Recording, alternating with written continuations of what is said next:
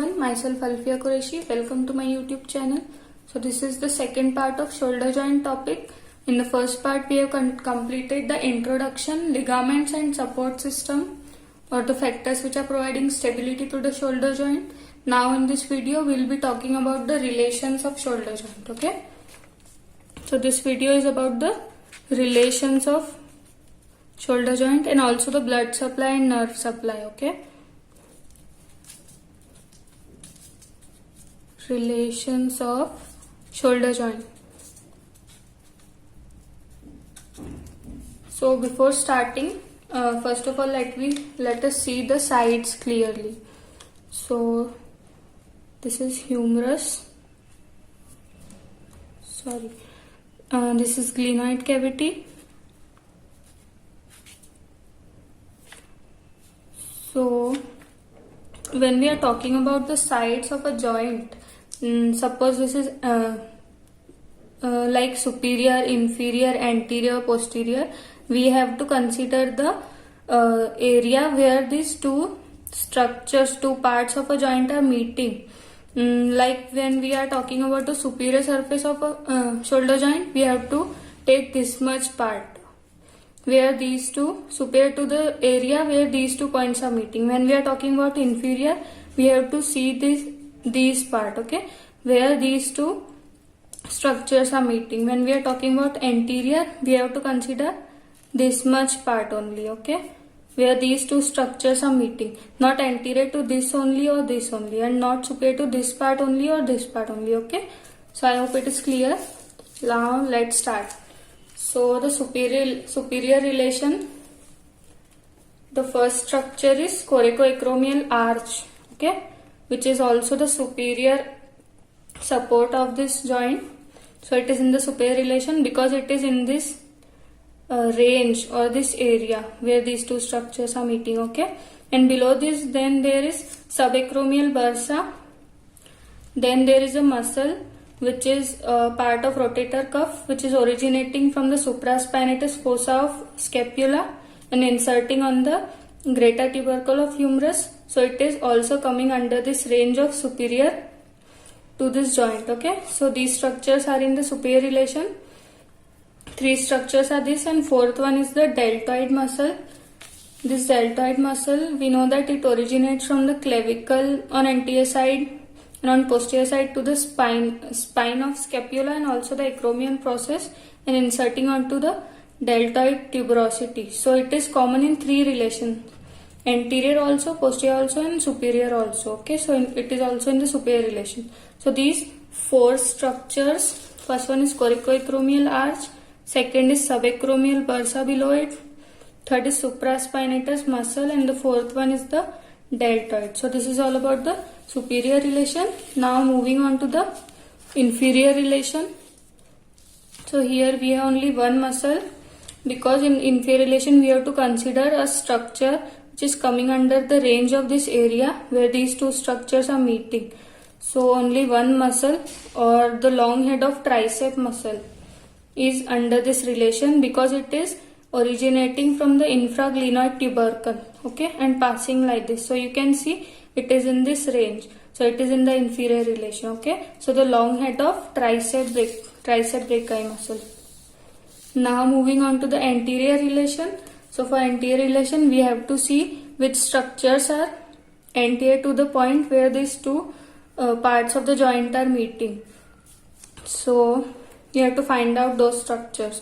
First of all, there is subscapularis muscle because it is originating from the subscapular fossa of scapula and inserting onto the humerus, passing over the anterior region of the joint, okay. So first structure is subscapularis muscle.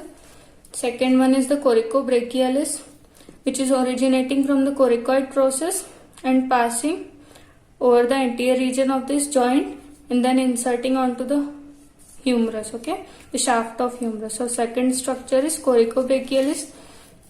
Now another structure which is short head of bicep brachii, because it is also originating from the coracoid process and passing over the anterior region of this joint.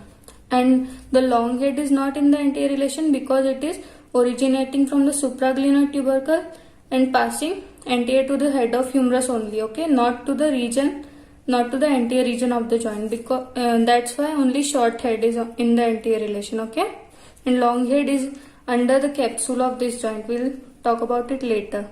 So these three structures are in the anterior relations. Now for posterior relation, we have two structure. First is infraspinatus muscle, which is originating from the infraspinatus fossa of the scapula, which is on the posterior side, and inserting on the humerus, posterior side of the humerus. Okay, so first structure in the posterior relation is infraspinatus muscle, and second structure is teres minor muscle, okay, which is originating from the lateral border and inserting onto the greater tubercle. And teres major muscle is not in this relation because it is originating below this and passing anterior. It is not passing to this area, which is the posterior area of this joint. So only teres minor is in the posterior relation of shoulder joint. So this is all about the relations. Now let us talk about the blood supply of the shoulder joint, okay. So blood supply is mainly by the axillary branches of axillary artery,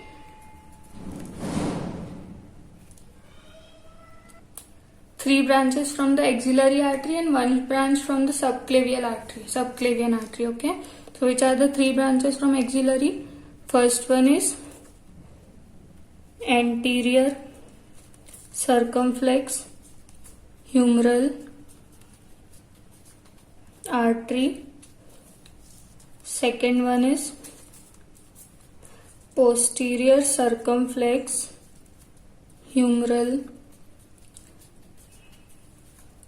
artery. Circumflex humeral means it is winding around the humerus bone. So if it is winding around the humerus bone, the shoulder joint is above it, so it supplies this joint, okay. Third branch from axillary artery is the subscapular artery, okay, subscapular. And there is one branch from the subclavian artery, which is suprascapular, okay, suprascapular. So one is subscapular, that is below the clavicle, and one is superior to the scapula. So around, if it is supplying the scapular structures, then the shoulder joint is also in this range. That's why it supplies that shoulder joint also. So this suprascapular is a branch of thyrocervical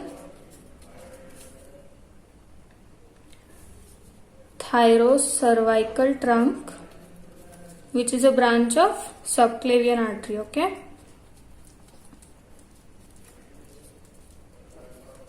Subclavian artery. Now moving on to the nerve supply. So nerve supply is by axillary nerve,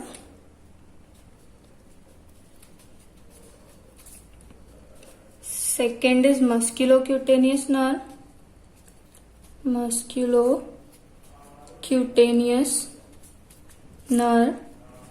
and the last one is suprascapular nerve, okay. These all nerves are the branches of brachial plexus, suprascapular nerve.